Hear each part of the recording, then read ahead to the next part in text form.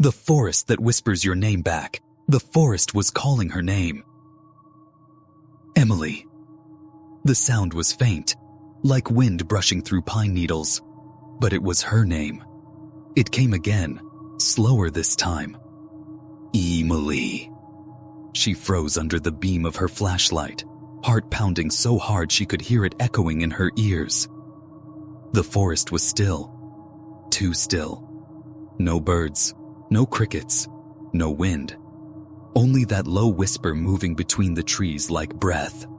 She turned in circles, shining her light across the clearing. "Who's there?" she shouted, voice trembling. The light cut across empty air and vanished into the fog.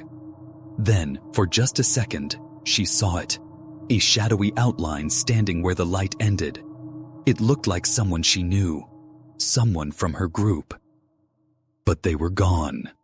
A deep silence fell again. The air grew colder, the smell of wet earth stronger, and then the whisper came one last time, closer, right behind her ear. "Emily!" she screamed, but her voice never came out. 2 days earlier, Emily had never even heard of Blackhollow Forest. She was a journalism major at Portland State, working on a video project with her friends, Ryan, Leah, and Josh. Their goal was simple: debunk an old Oregon legend about a forest that whispers your name back.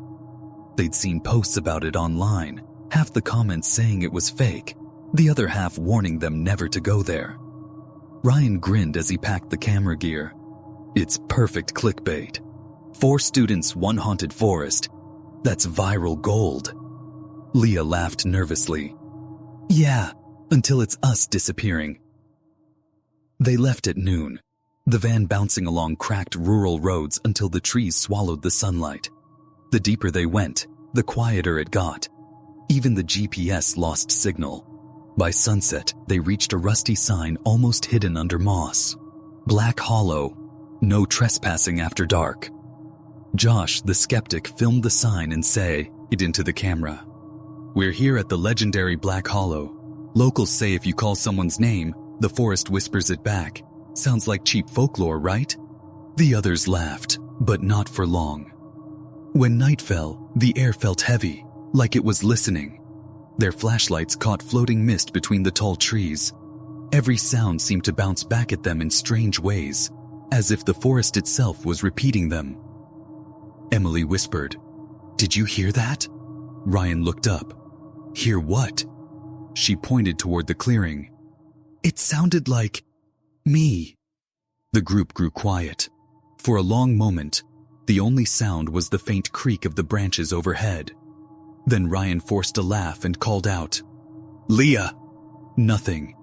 He tried again, louder, "Leah!" And that's when the forest whispered it back. Same tone, same voice, only deeper, like it came from the ground itself. "Leah!" The group froze. No one spoke. The flashlight in Ryan's hand flickered.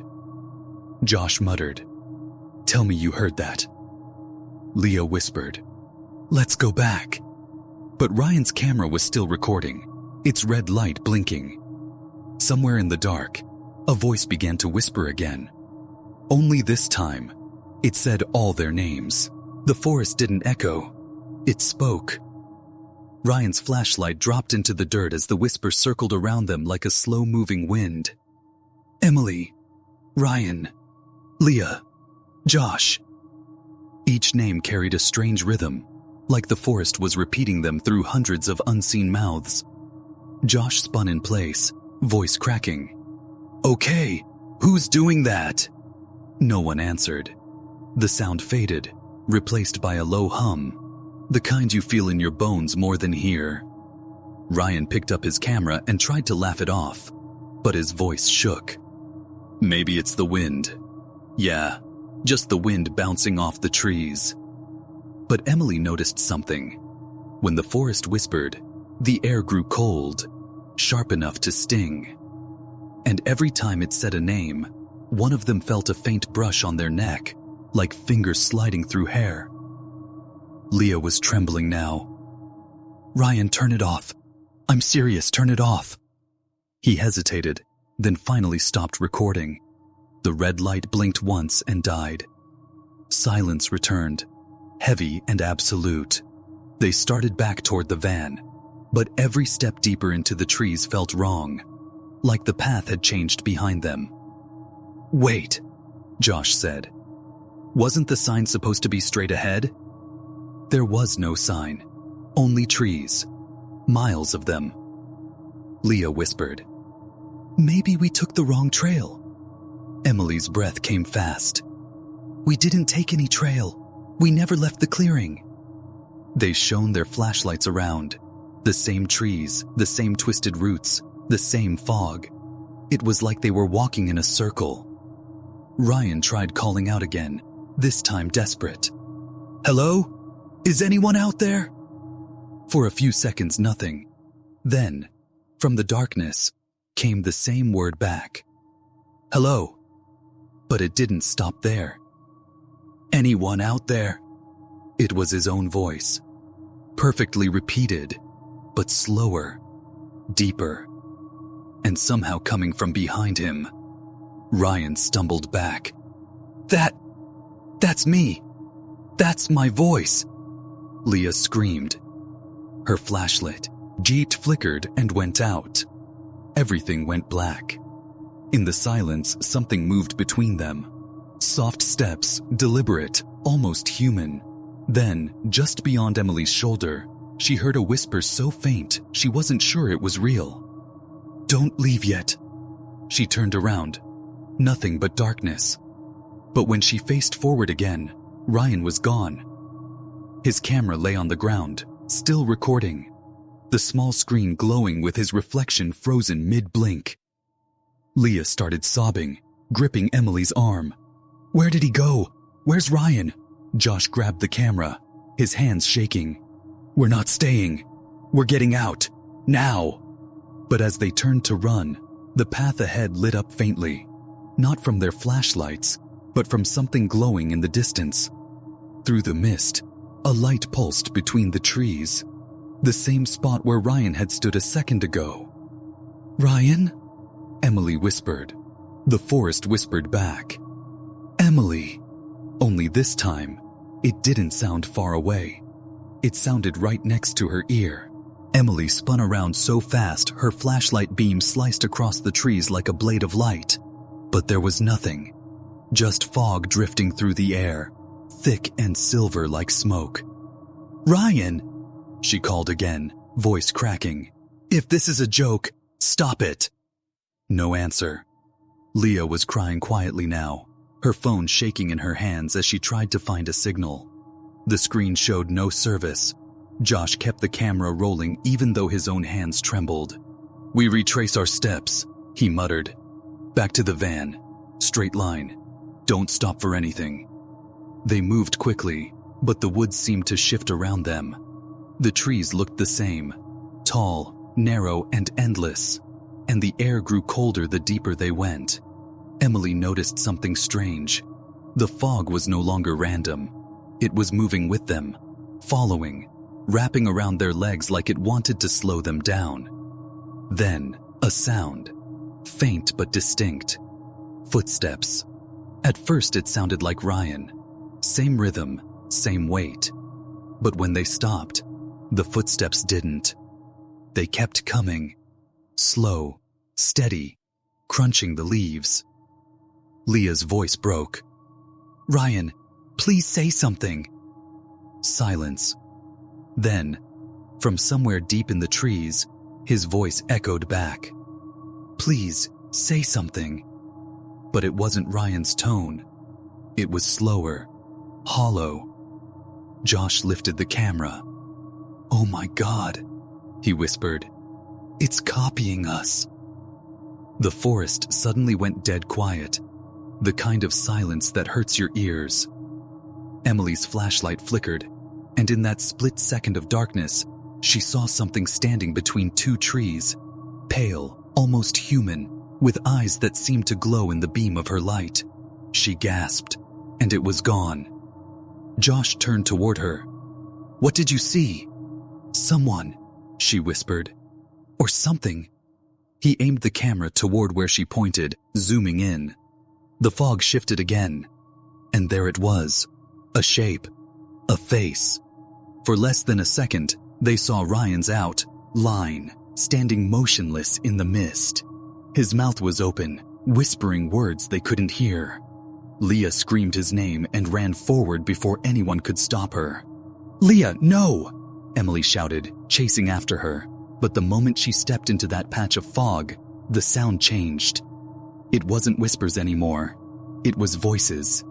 Dozens of them, all tangled together, saying names, dates, laughter, crying. Some sounded like children, others like people calling for help. And then Emily heard her own voice. "Emily!" It came from behind her. She turned and saw Leah standing still, her face pale, eyes wide with confusion. Leah opened her mouth as if to speak, but instead, Emily's voice came out of her. "Emily, run!"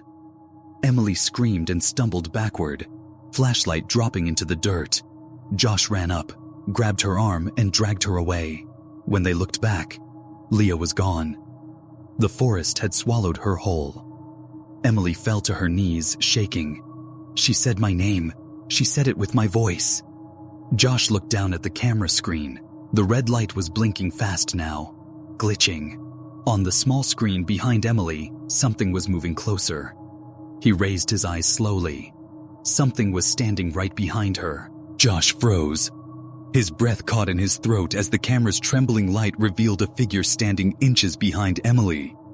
Not moving, not breathing, just there. "Emily," he whispered, voice barely audible. She turned slowly, and for a heartbeat, her flashlight caught its face. It looked like Ryan. Same height, same jacket, but the skin was pale like ash. And the eyes, they weren't eyes. They were hollow, dark shapes that shimmered faintly with the same glow as the fog. "Ryan?" she said, her voice shaking. It tilted its head slightly, like it recognized the name. Then it smiled, a slow, unnatural smile that stretched too wide. When it spoke, the words came out like a recording played backward. "Emily!" Josh dropped the camera and grabbed her arm. "Run!" They sprinted through the forest, branches tearing at their clothes, breath burning in their lungs. Behind them, the whispering started again. Hundreds of voices now, all calling out their names. Sometimes it was Ryan's voice, sometimes Leah's, sometimes their own. The fog grew thicker until they could barely see the ground. Emily tripped over a root and fell hard, her flashlight rolling away. Josh helped her up, but when he looked around, he realized the trees were moving. They were closing in, the spaces between them shrinking like the forest itself was tightening its grip. "Josh, this way!" she shouted, spotting a faint light ahead. They ran toward it. A clearing. In the center was the old wooden sign. Blackhollow. No trespassing after dark. They'd made it back to the entrance. Relief flooded Emily's chest. But as they reached the sign, she noticed something carved deep into the wood. Fresh letters, still damp with sap. It read, Emily Cole, Ryan Miller, Leah Grant, Josh Harper. Her heart stopped. Those were their names. "Josh," she whispered. "It already knows we're here." Before he could answer, a voice echoed from the trees. "Emily!" It wasn't a whisper this time. It was loud, clear, right in front of her. She turned slowly. Ryan was standing at the tree line, just beyond the mist. His clothes were torn, his skin pale, but his smile was calm. "You shouldn't have called my name," he said softly. "Now it knows yours." Josh stepped forward. "Ryan, we can leave. We can..." Ryan's expression didn't change. No one leaves after it calls them. The forest behind him moved. The fog lifted in slow waves, revealing shapes, dozens of them, standing between the trees. Some looked human, others didn't. All were whispering, their voices overlapping into a low, endless hum. Emily grabbed Josh's arm. "We have to go, now!" They turned and ran toward the road. But the sound followed, chasing them through the trees, whispering faster, louder, until it became a roar. When they finally reached the van, Josh fumbled with the keys, slammed the door shut, and hit the headlights. For a moment, nothing. Just fog. Then, out of the haze, dozens of faces appeared. Watching. Silent. Emily's voice shook. "Don't say a word," she whispered. The whisper came back immediately, from somewhere inside the van. "Don't say a word." They stared at each other, frozen, as the whisper grew louder, echoing their own breathing, their own fear, until it no longer sounded like one voice, but hundreds. When rangers found the van the next morning, the engine was still running. The doors were locked. The camera inside showed only fog and faint voices calling the same names, over and over again. And if you visit Blackhollow Forest today, locals will tell you, never call out a name, because if you do, the forest might whisper it back.